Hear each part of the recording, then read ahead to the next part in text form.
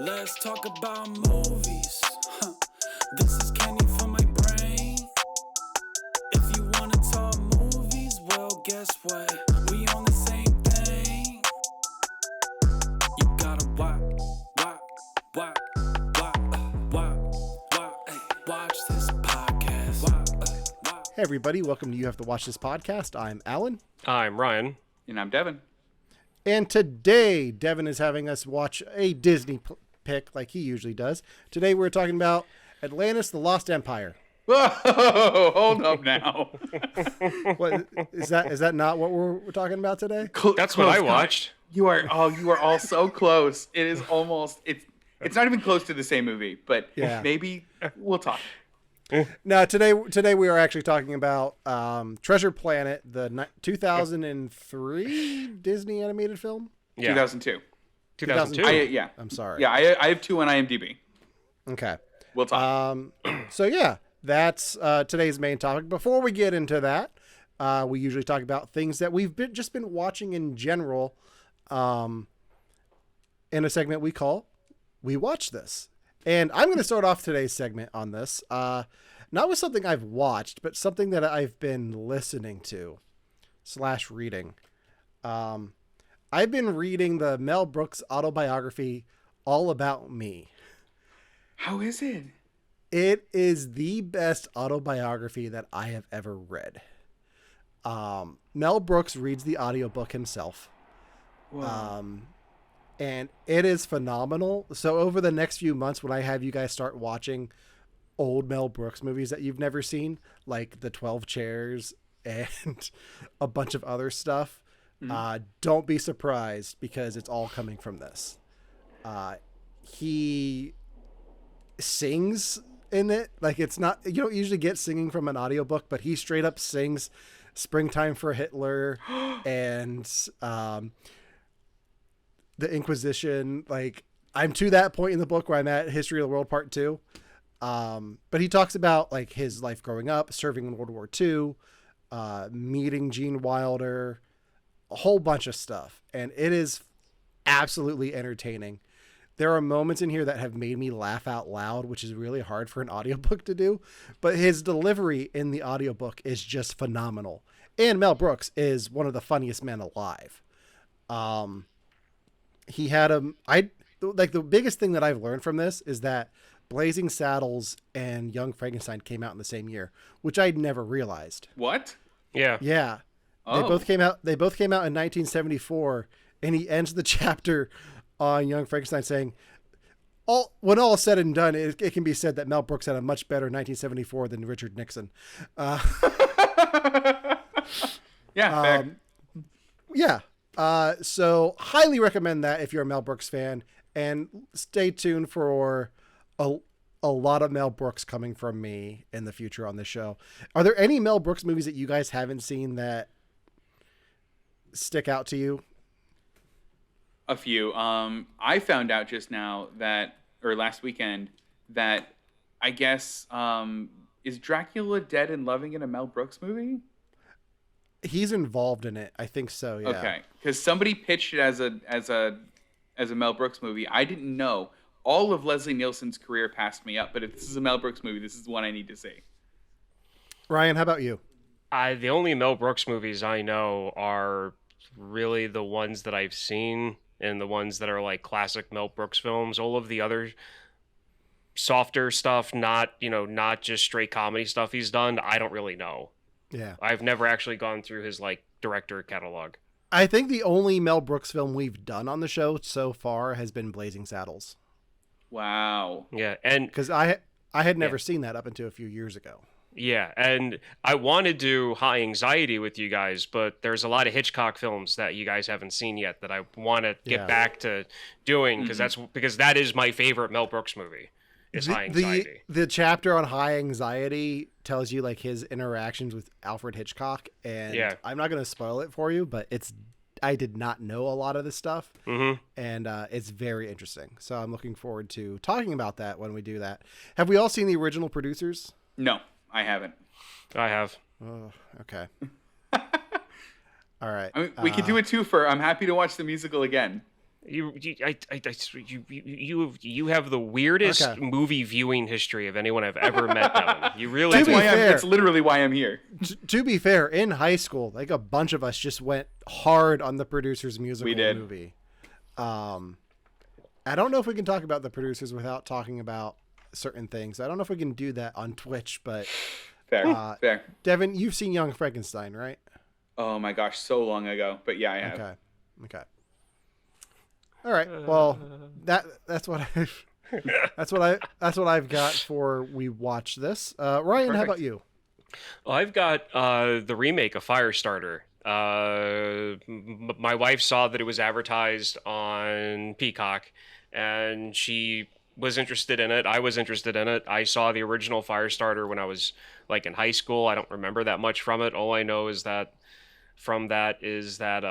oh crap, what's her name? I can't remember her name. Drew Barrymore. Thank you. Drew Barrymore is a child actress in that one.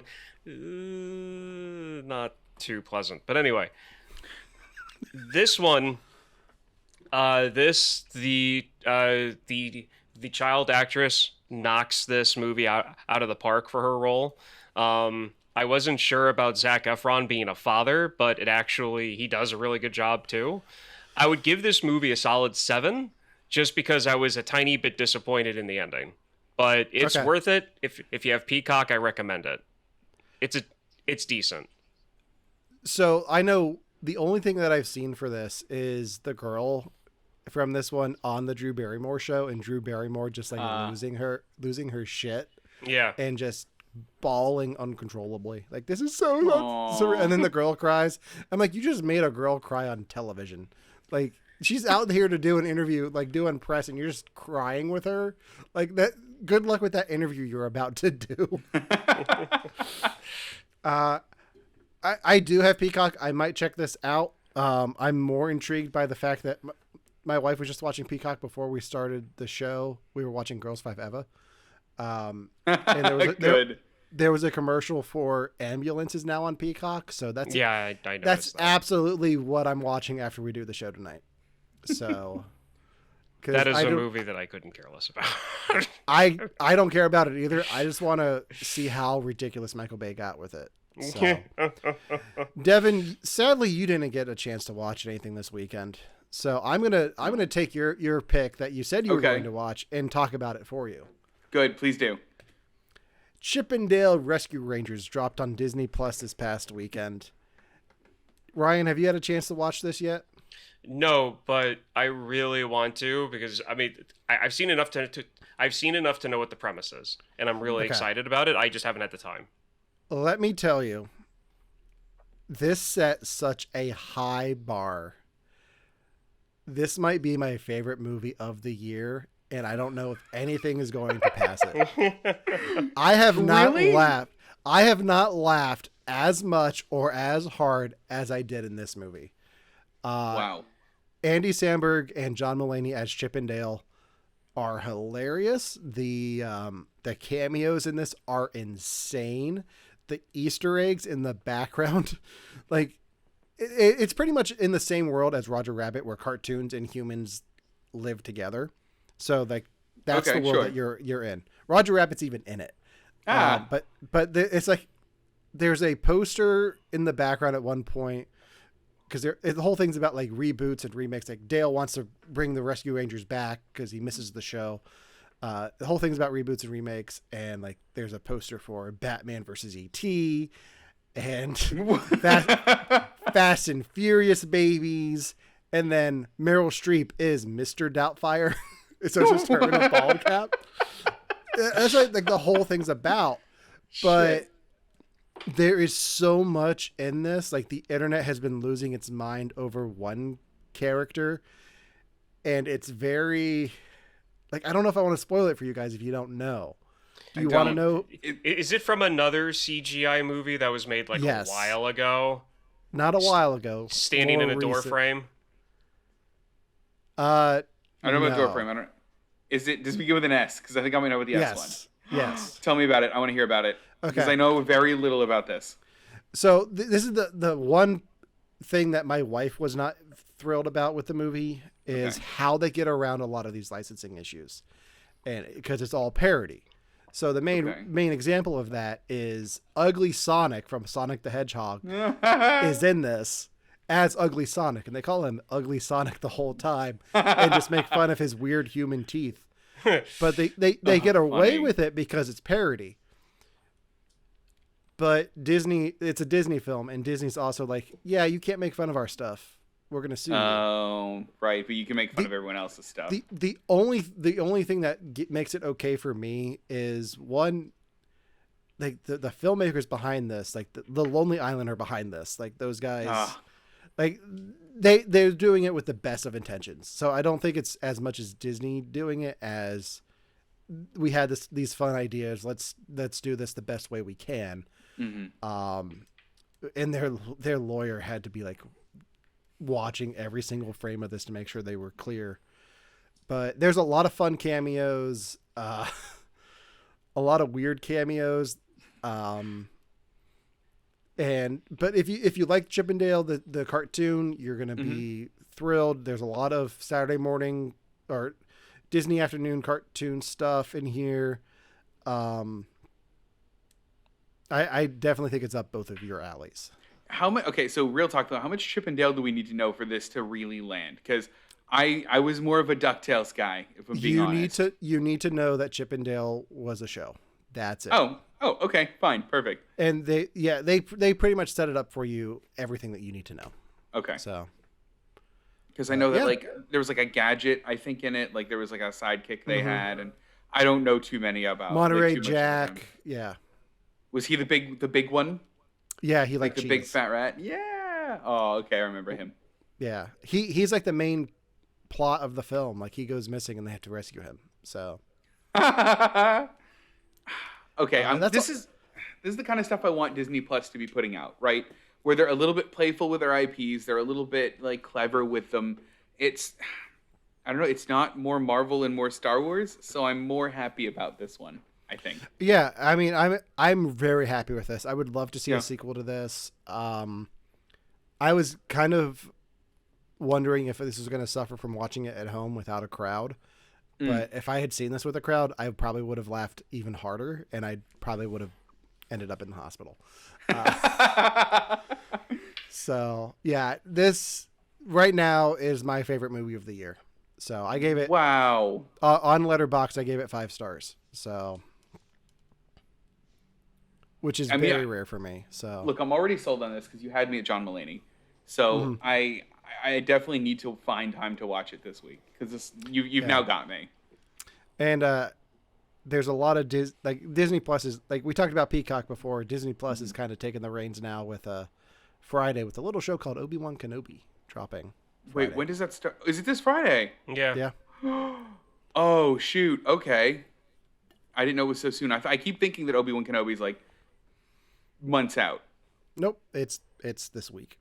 Oh, surprise! That actually made my week. Honestly, like it's been a weird week. This is a good thing. Yeah. Yeah. So that's pretty much does it for We Watch This. Now we get into the bulk of our show where each week one of us picks a movie that one of us at least has not seen. This week it was Devon's pick. Devon, tell us about your pick this week. Okay, so typically in this portion of it, I go, well, this week we're going to be talking about the 2002 movie. Blah, blah, blah. I'm going to start it different this week, okay? Okay. Alan and Ryan, I want to tell you a bit of a story. Okay. I'm going to take you back, all right? I'm going to take you back to the year 1985, all the way back then. A little movie named Black Cauldron just came out. 2 animators on that movie, John Musker and Ron Clemens, just hot on the heels of having finished a major Disney movie, put their heads together and said, we have the idea for the next best Disney movie.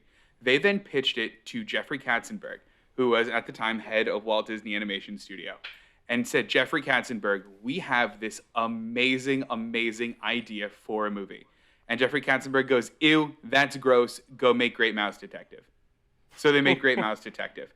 And they go, Jeffrey Katzenberg, we made Great Mouse Detective. Can we do our movie? He goes, ooh, almost. Let's do Little Mermaid first. So they do Little Mermaid first. Then he goes, Jeffrey Katzenberg, can we do our movie? They go, you haven't proven me yourselves as animators yet. You need to do another movie. So they do Little Mermaid. and they do Aladdin. And then finally, they pitch to him one more time before Jeffrey Katzenberg leaves. They said, Jeffrey Katzenberg, can we make our movie? He goes, only if you produce one more movie, and it is a major hit, do I trust you enough to make a movie. So in 1997, who is it? Musker and Clemens made Hercules, became a smash hit, and their passion project that they had been working on for over a decade now, literally at the time of Hercules, had a treatment written by the same people that wrote the plot to Pirates of the Caribbean later, had a treatment for this script after Hercules' success, could finally make their passion project, 2002's Treasure Planet. This movie, over a decade in the making at Disney, was a passion project by the people who literally pulled Disney out of the dirt, made the Disney Renaissance, made your and my childhood magical. This is the movie they had wanted to make for so long. What did you guys think? They should have waited another decade.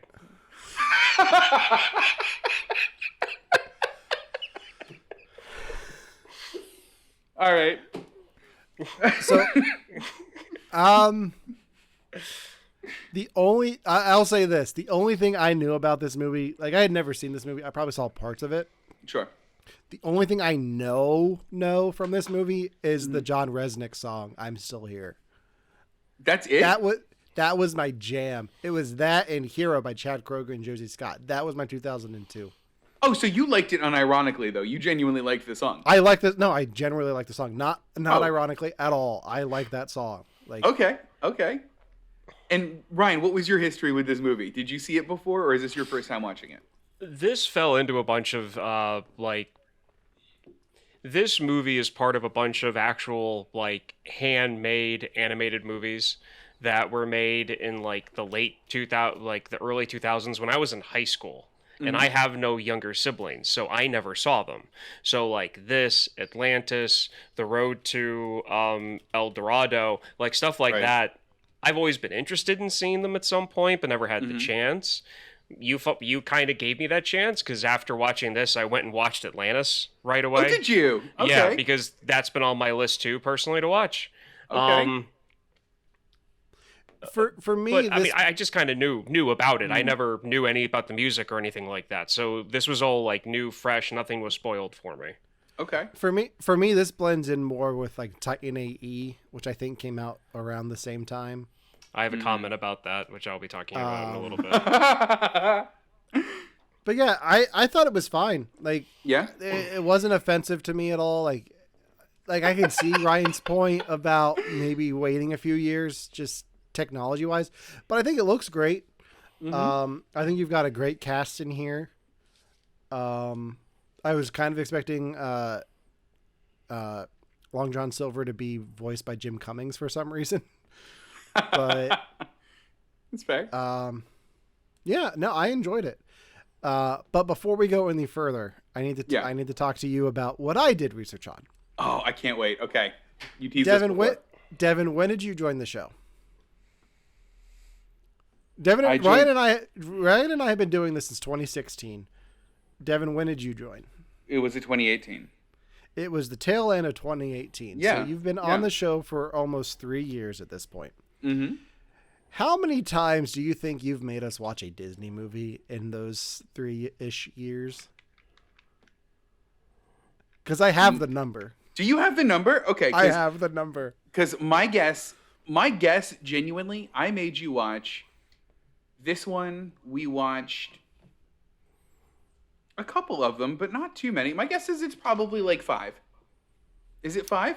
Ryan, do you want to take a guess at how many he's made us watch? Because I'm trying to... It's got to be close to or around 10. I'm going to throw that out there. Okay, 5. 7. 7! Including this one, it is 7. And there's only one time that we've made you watch a Disney movie, and that was Mary Poppins. Oh, right. So what I think you guys should be doing is applauding me for my restraint in not every week being a Disney movie. You're all welcome. Well, almost every week is a Disney movie. So I figured this out. We all Okay. have our own little niches. So yours is Okay. Disney. Devon's Disney pick. Like that's the Yeah. thing. Ryan has the like 80s action, like Ryan's picks are pretty much action films from the 80s.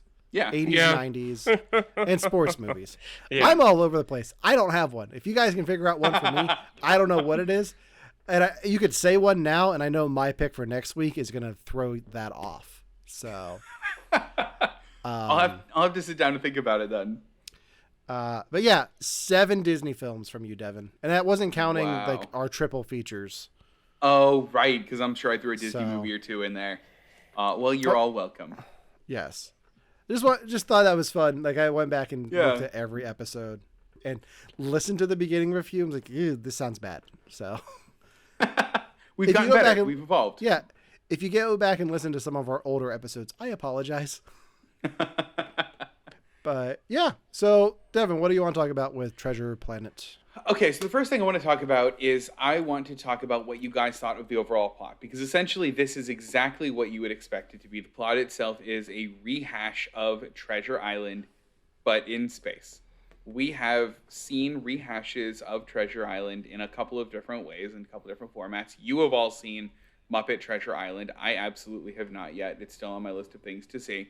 What did you guys think of this take on that classic story? Did you guys like it? Was it just fine? I've heard it before. This had no new tricks. I don't really care. What did you guys think of that? I mean, it's an interesting way to adapt things. Mhm. It's like take them to the future, take them to space. Because I remember like the late '90s, there was that Sherlock Holmes in the 23rd century, Oh, yeah. Wasn't there? where Watson was a robot and like Yeah. Sherlock Holmes was like pretty much Fry from Futurama and, and thawed out. So I mean, it's an interesting take on it. Like, what if we did it in space? Like, what if we did Robinson Crusoe in space? Or Right. Tarzan in space. yeah, I think it's a pretty fair adaptation of it. Mhm. I almost went back and watched the Muppet Treasure Island after this. But no, I enjoyed it as an adaptation. I think it's an interesting way to take the story and make it accessible for kids who are like, I don't want to watch this pirate movie with these that looks old. Like, because Disney made Treasure Island back in Yeah. like, the 60s. And that's a trip if you ever want to go back and watch something weird. That's a trip. Is it weird? I remember watching the original, like that Yeah. one, and I remember looking at my dad. 'Cause I was like 10 or 11 years old when I saw it, and I remember looking at my dad and I said, "This is a Disney movie." And when you see it, you'll understand because it's no different than like Bonanza or like Oh, any ew. like Western with like, you know, how many people die in it. Oh, okay, fair. It's one of those things, but it's definitely, it shows its age. It's a trip to watch. It's a So, Ryan, I think you've seen more Treasure Island adaptations than I have at this point, especially if you've seen that one. How did this one rank for you? See, before I get to how I rank it, Yeah. like I like the overall story of Treasure Island. I find it to be fun. It's definitely geared towards kids, and I'm fine watching the same story play out in different genres, in different sceneries. Like that doesn't faze me. It never goes stale because I want to see what the creators do and make it their own. And it's at that point where I found a lot of issues with this. Well, go. Ready, go. I want it. I want all of it. Biggest one. Yes. Yes.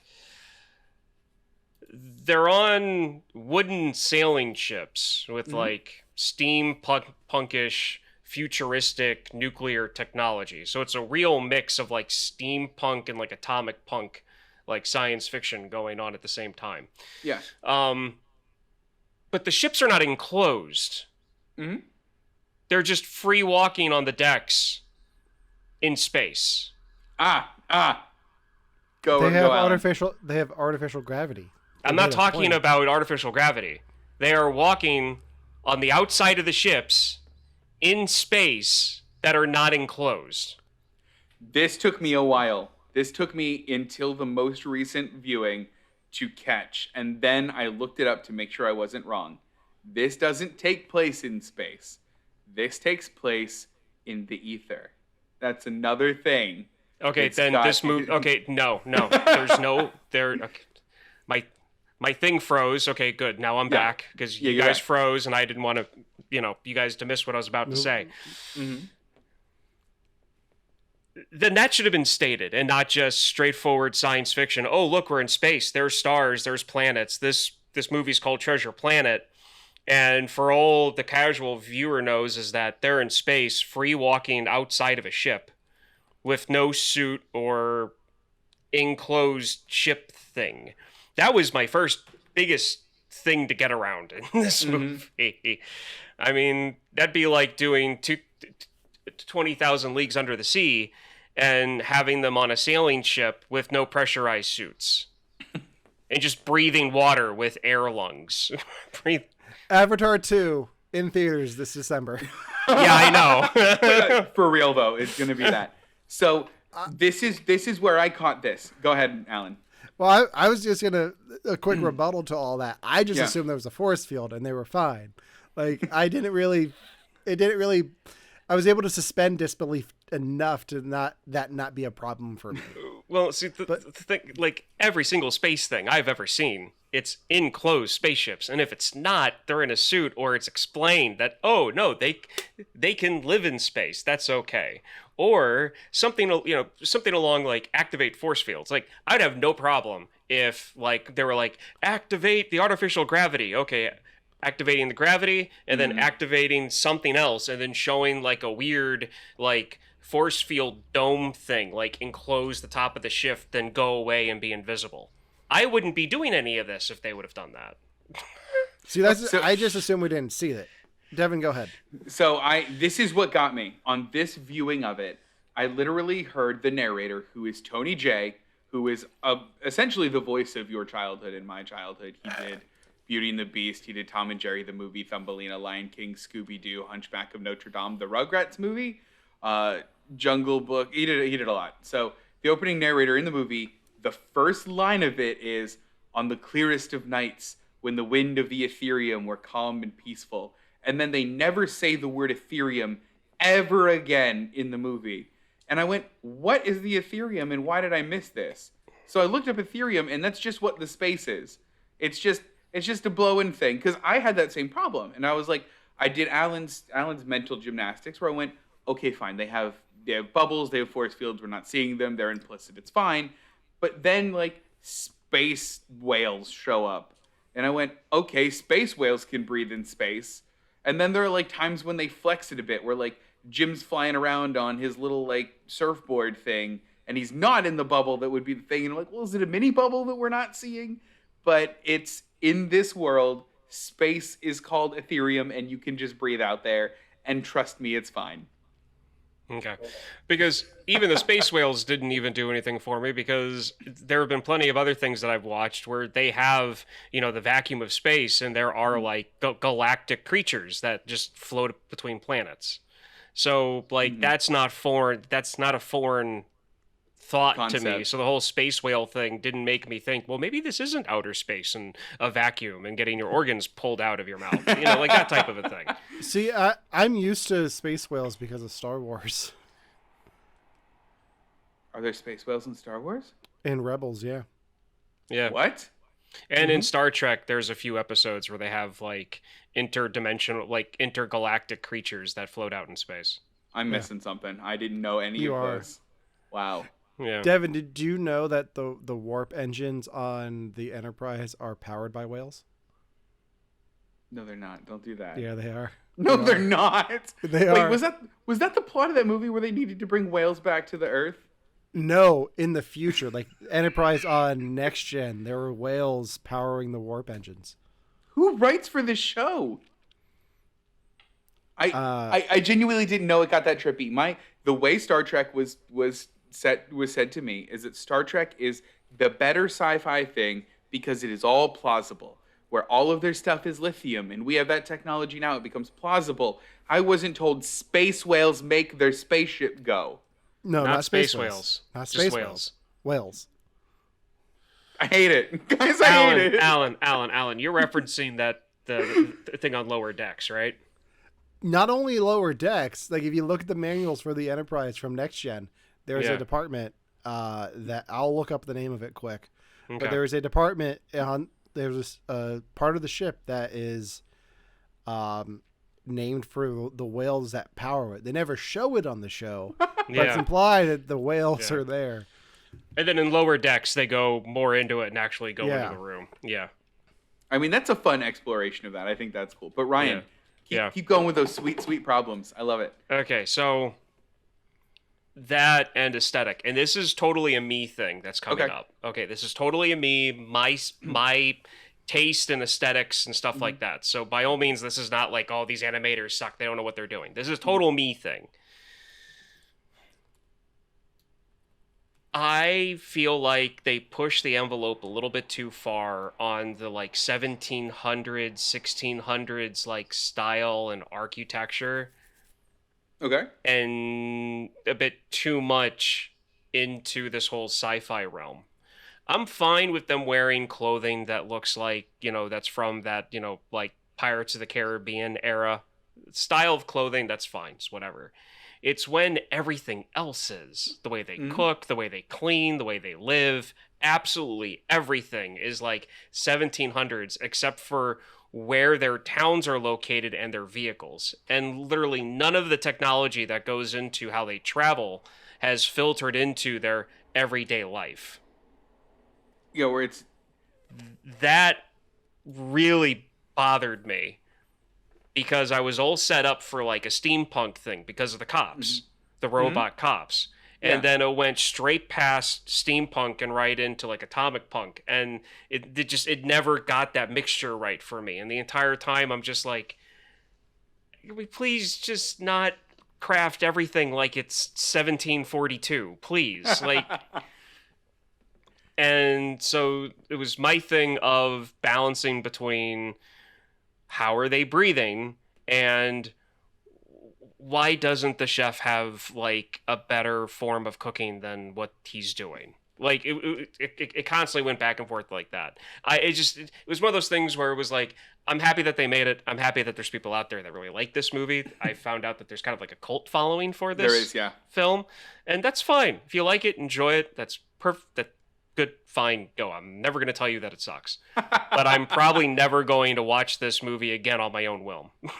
You know what? And just to let you know specifically where I stand, I am absolutely in that cult of people that love this movie. Like, I think that it has its problems. I think that it's quirky. We'll talk about some of the things that I think, but I do love it.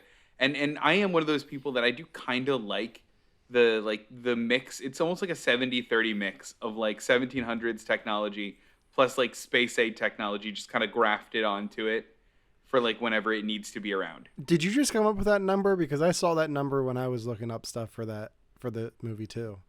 Did a lot of research on this movie. I wish I came up with that number. Okay. I was making sure. So it was 70%. Which one? 70% original material, 30% sci-fi? It was, 70% like, 1700s kind of deal, about 30% sci-fi. The music even follows this as well. So it's about 70% orchestral, 30% very 2000s rock. Not even that. Like it's like it's the Google Dolls. Like it's John Resnick from the Google Dolls. Like that's all it is. Which I don't know if like in the context of the film, I don't know if that song works. I think it works about as much as any Phil Collins does in the movie Tarzan, where Phil Collins is just kind of singing about stuff tangentially related to what's going on over montages of Tarzan doing stuff. So basically the chorus fits, nothing else does, but that's enough for the people making the film to go, hey, let's just throw this in here.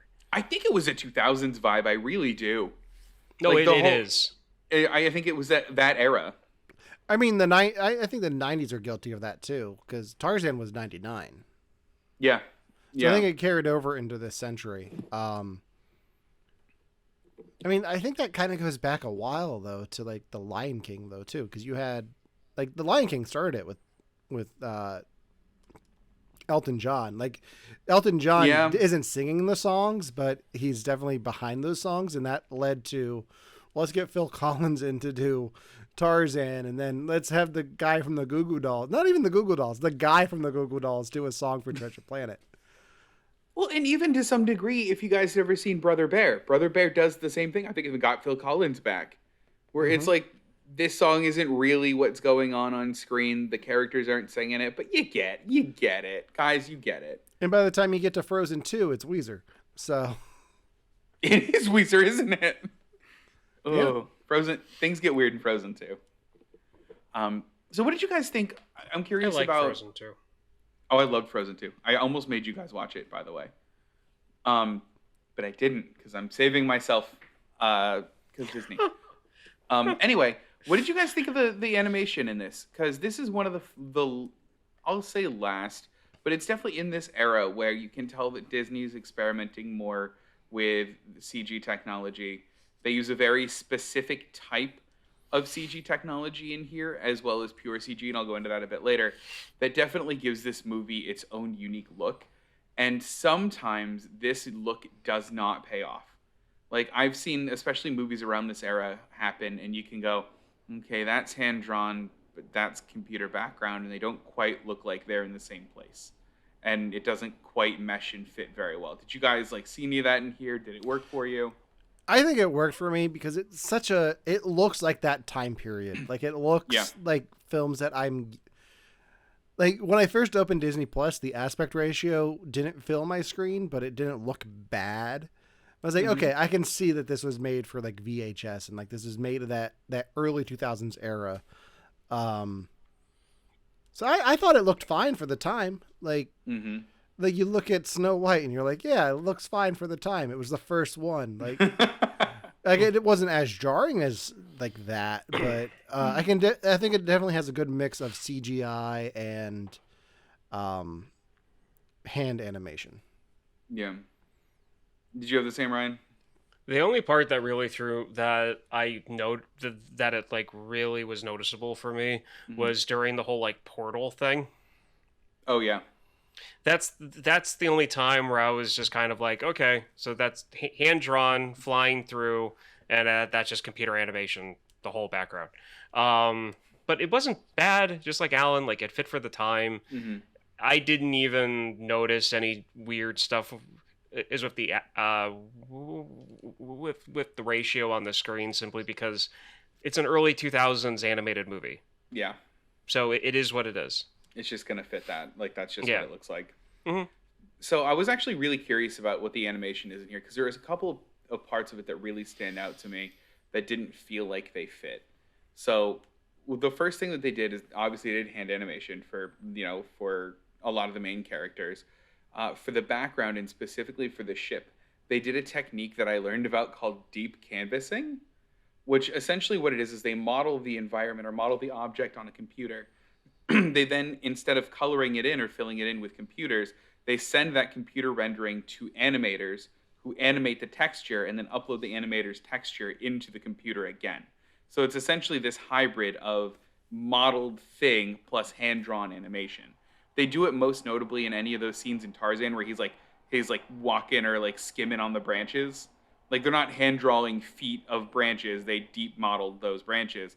The ship in this is entirely deep modeled, which makes a lot of sense because there are some kind of wonky things with the ship whenever you see it go. But a lot of the characters are hand drawn, the towns are hand drawn, and then specifically, Long John Silver's arm is completely CGI, and I think that's actually a really cool effect because I think it blends in very well with him and his character design. Where I think it fails, for me at least, is Ben. Ben is a 3D model that is then kind of rendered in 2 dimensions, and maybe it's Martin Short's character, the robot, and maybe it's just him. But I think it's the weakest part of the movie. I think visually he's the weakest part. And I think comedically he is, and I love Martin Short, and I hate saying that. What do you guys think? Yeah, This is my third. Yeah, sorry. go for it. Go This Ryan. was my third strike on the movie.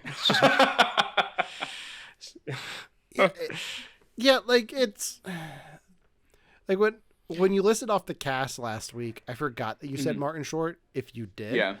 And then I saw that he was in it. I was like, I'm about 45 minutes into this. Where the hell is Martin Short? my thing was like I had no idea. Like I'm not with actors and stuff like you guys are. So I'm watching it. Ben shows up, and my first instinct was I didn't know Robin Williams was in this.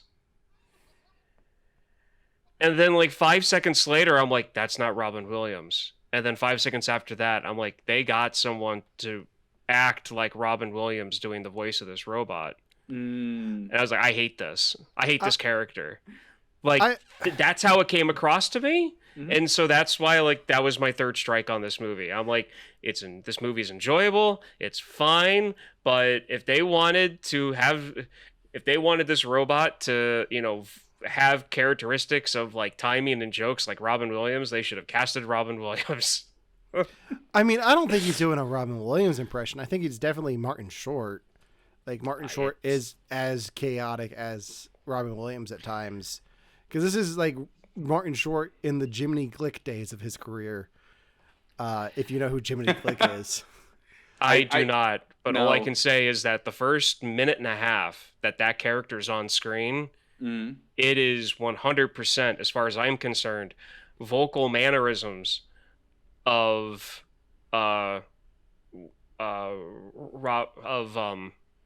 him. Williams. Yeah. I just Robin looked up Williams. Jiminy Glick, and I don't know the character, but I can see the connection.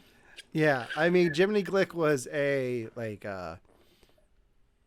character that he did on his own show called Jiminy Glick, Primetime Glick, where he would. Okay.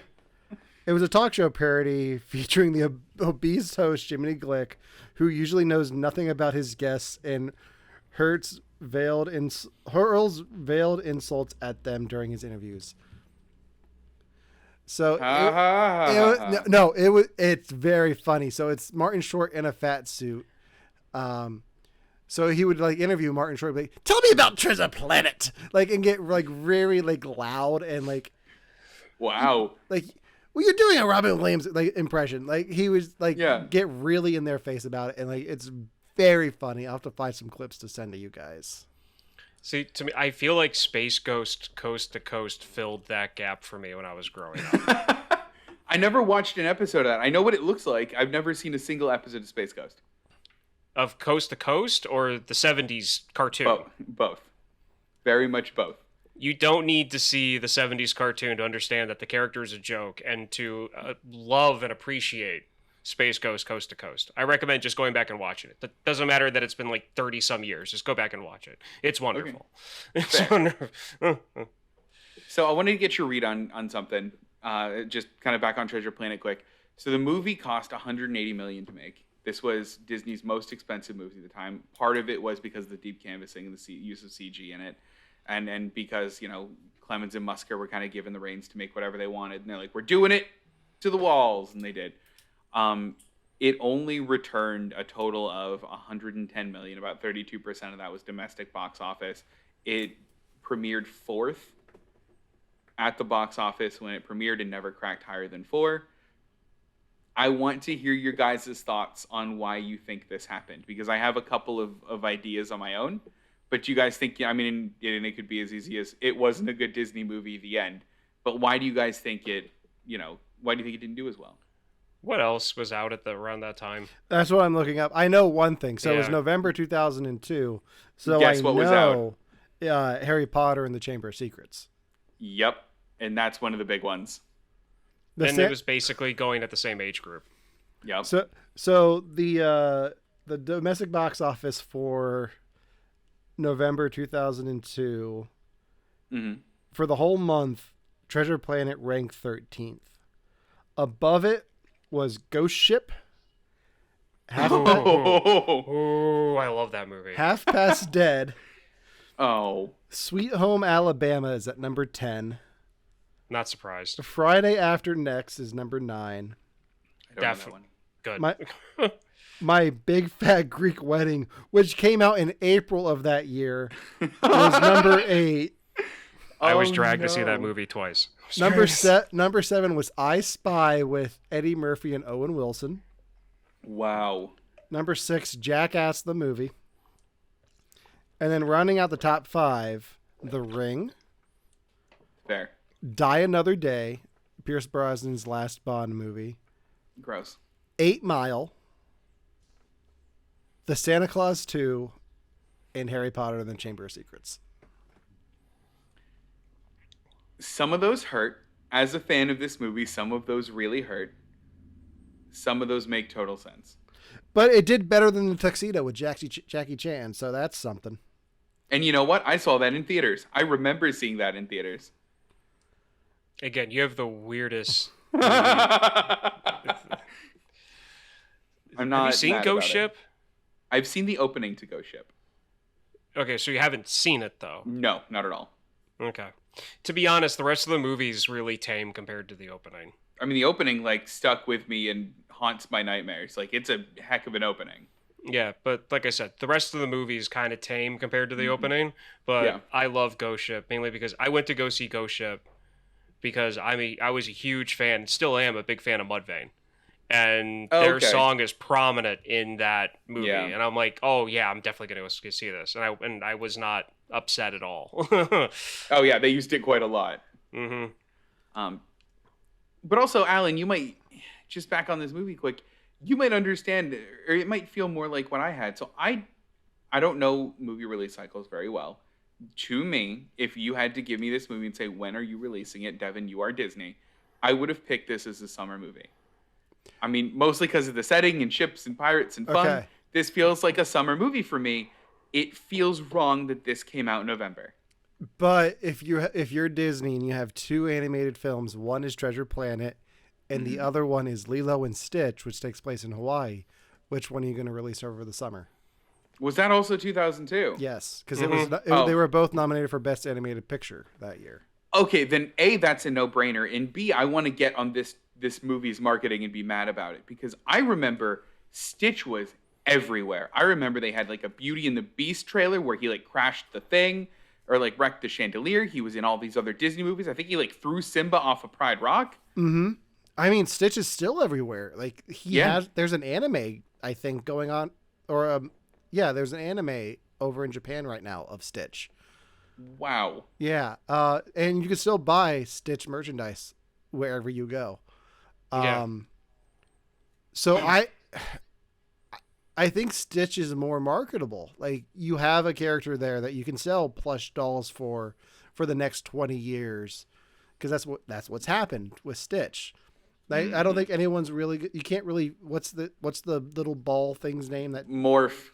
you can't really sell a morph? Like what's it going to be, like a pile of slime? Right. I mean, or it could just be like a ball with eyes. And it's not going to be able to do anything like he does in the movie. So, I mean, I think I remember seeing the trailer for this in front of Stitch at the drive-ins, because I definitely remember the trailer for this. So it was marketed, but those Stitch trailers, Lilo and Stitch trailers, stand out more in our memory because they did that marketing campaign where they made fun of every Disney movie. Yeah. I mean, I think it's easier to market for something like Stitch than it is to market for a sci-fi version of Treasure Island. In all honesty, like because to me, honestly, this movie coming out in November, it fits, because as far as I'm concerned, anything that's from like the 1800s and back, let's say between anything that's set between 1899 and 1699, okay, during that 200 years, to me is automatically going to have a fall feel to it, because growing up as being a U.S. citizen and growing up in this country, the only time that I was really forced that era during my education was around Thanksgiving. Okay, you know what? I see that. Okay, so we talked a lot about the the films that led up to this, that Mm-hmm. the creators had to go through to get to this. Mm-hmm. And I'm noticing a trend with those films that this one kind of breaks away from. And I also wonder if that has something to do with its, I don't want to say failure, but it's failure. Yeah. I don't fair. want to say it, but I will. And that's the fact that it's not a musical. Yeah. The other films that you listed all have musical numbers that the characters sing. Like from Little Mermaid to Hercules, like there are musical numbers in that. And here you get the Goo Goo Dolls music video. And that's it. Do you can you name another Disney animated movie that isn't a musical that is successful? Like Lilo and Stitch is one. But even the music in that is pretty dominating with like Hawaiian Roller Coaster Ride and Elvis. I would say, and I don't even know if this is a big one, but I mean, I'm a Disney nerd, so it's big among my weird circles, is The Great Mouse Detective, which is the last one that they worked on. It was the first one that they had worked on after their failure of Black Cauldron. I mean, Black Cauldron almost sank the company. Mm-hmm. And then they were sent to Great Mouse Detective, which did better than that, but isn't like, I was just at Disney. I didn't see any merch for Great Mouse Detective. Well, but it makes me wonder if part of the reason that that stretch of films that got them the Treasure Planet was so successful was because of the musical aspect. Because all of those shows, I think, have at least been on Broadway at one point now. You're right. Yeah, you're absolutely right. They were. Maybe not Hercules, but I know I saw a stage adaptation of that on the Disney cruise ship when I went in 2002, 2001, somewhere in there. Disney cruise ship shows are bananas and are a special treasure in and of themselves. I'll say that. Because they even did a musical version of Toy Story. No one asked for that. No one wanted it, but Disney Cruise Line stepped up to the plate. I'll be impressed when they do a Poseidon show. I want that. I want that now. So, yeah. go ahead. No, you go ahead. So speaking of movies in and around this movie, one of the things that probably won't surprise you is that Musker and Clemens were so sure that this was going to be a hit that they completely planned out a sequel for the movie. I'll read you the quick synopsis. Let me know if you guys would see it, knowing what you do. Is it based on the novel Treasure Planet 2? It is. Is there a Treasure Island 2 novel? No, there's not. Oh, darn. So it's Jim Hawkins and Kate, his love interest and classmate at the Royal Interstellar Academy, must team up with Long John Silver to stop the villainous Ironbeard from freeing the inmates of Botany Bay Prison Asteroid. Oh my god. So no is the answer to that. What if I told you they already secured a contract before it was canceled with Willem Dafoe to play Ironbeard? Because they did. Maybe. I want to picture that his Ironbeard is like Taika Waititi's Blackbeard in Our Flag Means Death. I mean, they have concept art of it, and it looks cool. Like, it's along the same kind of aesthetic. It would have been neat. I would watch it. I'm very surprised that it didn't get a sequel because everything else got a straight-to-video sequel. But I guess I think they just went hard on Stitch. Like, I think that's what happened. Yeah. Because you had 3 Stitch movies. 2 went straight to video. You had the Lilo and Stitch series. And then you had... like I think they looked at it and like, okay, Lilo and Stitch is marketable. We can sell Stitch dolls from now until the end of time. Mohana means family. I mean, look, I was just at Disney. I could have stayed in line for a picture of a 20-year-old in a Stitch costume, literally now. Like, I could have done that. I didn't, but I could have. Also, I'm not against Disney pictures. I love them, by the way. Just putting that one out there. I act all reductive about it. I pose with all of the Disney characters. I posed with Chewbacca the last time I was at Disney, but I was wearing my Death Star shirt. Yes! And he pointed at it, and the little... I guess they pushed a button, and it made him growl a little bit. That's really fun. I haven't been to Disney since 2001, so it's been over 20 years since I've been to Disney. So rub it in, jerks. Dude, you gotta go. You gotta go. I know. I'm going in August. So the last thing I wanted to bring up, and it wasn't even going to be anything to bring up, but Ryan, you mentioned it. How was Atlantis? I have special memories of Atlantis. I loved Atlantis to death. Haven't seen it in almost 20 years. I'm saying this because I saw it this morning. Okay. It is fresh in my mind. Mm-hmm. It is the best animated Disney cartoon I have seen that I'm seeing for the first time in the past 24 hours. Fair. Totally fair. Simply because, like, I was not expecting Atlantis to be as good as it was. I was not expecting to be like, oh, this is starting off like Stargate. I like Stargate. This is, this is cool. This is reminding me of one of my favorite movies. And then they go on their way to Atlantis, and I'm like, oh, that's a really cool submarine. This is this is really good turn of the century, like, science fiction. This is great. I'm like, people are dying. People are actually they're drowning. Oh my God, this is real. They're not pulling any punches. Like, I really like Atlantis. I really like there's no bad parts to it. Okay. Like, there's not. Wasn't there a sequel to Atlantis, or am I making that up? Yes, no, there was. They have it advertised on Disney Plus. It's called Milo's Return. Return, and they're being chased by an ice beast. So I'm going to assume that Elsa's powers go into, like, the movie universe of Atlantis and causes problems, and they have to fight back. And another reason why I really like Atlantis is because the lead character's name is Milo, and I guarantee the people who wrote that movie were big Descendants fans, because all I could think of was Milo Goes to College. I wonder. Alan, have you seen Atlantis? No, I don't think so. I think I've probably seen it as much as I saw Treasure Planet before today. It's Michael J. Fox, and Father Guido Sarducci's phenomenal in it. I mean, that's if that in the visual design isn't enough to make you watch it, I'm not going to make you watch it. I'll put it to you this way. Yeah. I'm sorry. Continue. I would say Leonard Nimoy's in it. Yeah, I was at. My thing was that it was just.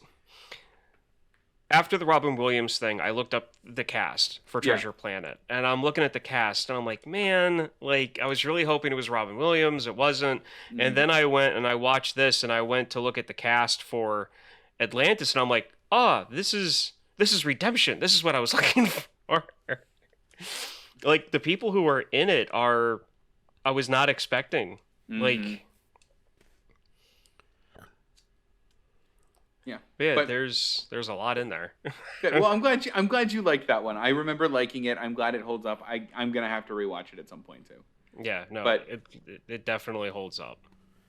That's all I have for Treasure Planet. Anything else, guys? Not that I can think of. Yeah, I got nothing. Cool. Well, thanks for taking this trip back to my memory lane and checking out this one of my cult classic favorite movies with me, guys. It's totally fine if not all of you liked it. I love it, and it's my thing. It's one of those things where, like, and I always tell people this whenever I tell them I don't like something, because like, if for anybody out there with anything, because I feel like this is something that people have to eventually learn. Everyone has to learn this. If you love something and someone else doesn't like that, don't be offended. Don't feel bad for liking something because other people don't like it too. If you like it, that's all that matters. So if, your buddies make fun of you because, I don't know, you like the movie Speed Racer, keep on watching the movie Speed Racer. If it makes you happy, keep on watching it. Like, it's a masterpiece, Ryan. As an example, it is. As far as I'm concerned, it is. And to go along with that, if you really don't like something, that's fine. You're Yeah. completely valid in having that opinion. Don't need to be shoving it in people's faces that like the thing. And on that note, I'm really looking forward to Kenobi this weekend. I can't wait to see the internet react to it. Oh, it's gonna Right be into the a Star mess. Wars fandom. Yep. Wonderful. Right into the Perfect.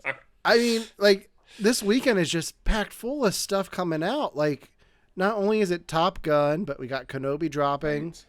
I almost went to see Top Gun tonight because they're doing a Screen X preview. And I was like, it started now, so I wouldn't have made it. But I want to see it in Screen X. But so you got Top Gun Maverick coming out this weekend. Kenobi's dropping on Friday.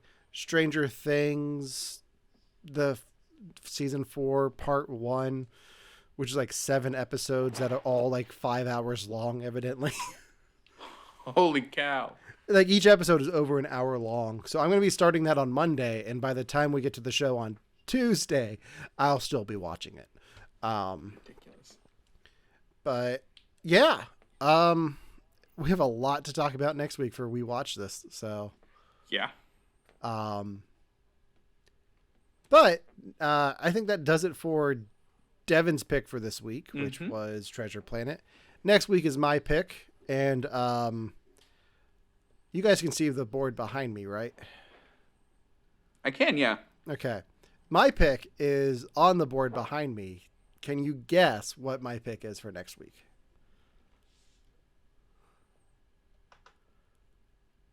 Is it Zorro? No, it is not Zorro. Ryan, do you want to make a guess? You're talking about your button board, right? Yeah, my button board behind me. The only buttons that I can really make out is the stuff that I know that I've really seen. Okay. So I can't really give a guess, unfortunately. Okay.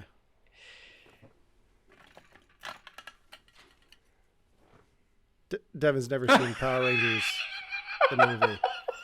He's never seen the Power Rangers movie? No. Oh my god, I can't wait to actually see sky Correct? surfing again. Devon, I'm correct, right? I specifically was not allowed to watch this movie because when it came out, I was young, very young, and when I would watch Power Rangers on TV, I would then go punch my sister pretending that she was a bad guy in Power Rangers. I was banned from all things Power Rangers and never watched this movie. I cannot wait. Yeah, so the summer is kicking off this weekend, so my theme for the next few months is going to be summer blockbusters, and we're starting it off with Mighty Morphin Power Rangers, the movie. So, if only I had Great. something to put behind me for next week's show. I'm sure I'll think of something. I wish I had something to wear too. But Nothing. You got nothing. As long as it's not the Red Ranger. yeah. Oh yeah. Yeah, because Power Rangers is in the news now too. Yeah, it is. Luckily, he's not in this movie.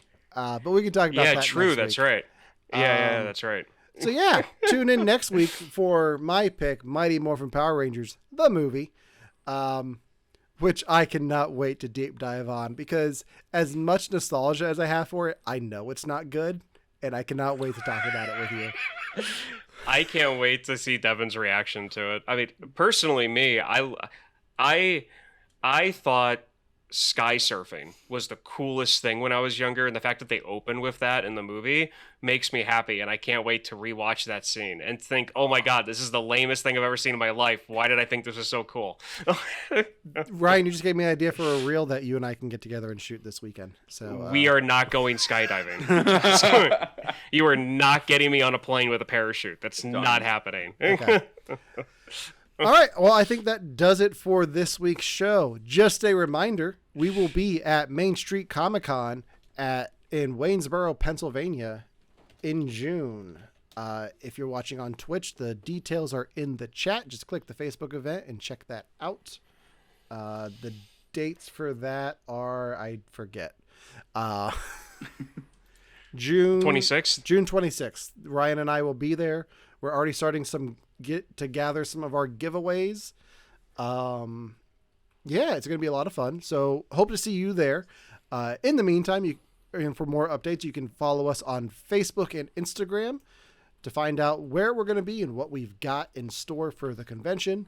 You can also listen to You Have to Watch This podcast on all major podcasting platforms. You can visit our website, rumrunnerspodcastnetwork.com/ You Have to Watch This pod. You can also check out all the other Rum Runners Network podcasts while you're there. And until next time for You Have to Watch This podcast, I'm Alan. I'm Ryan. And I'm Devon. And Mohana means family. Family means no one gets left behind. Oh.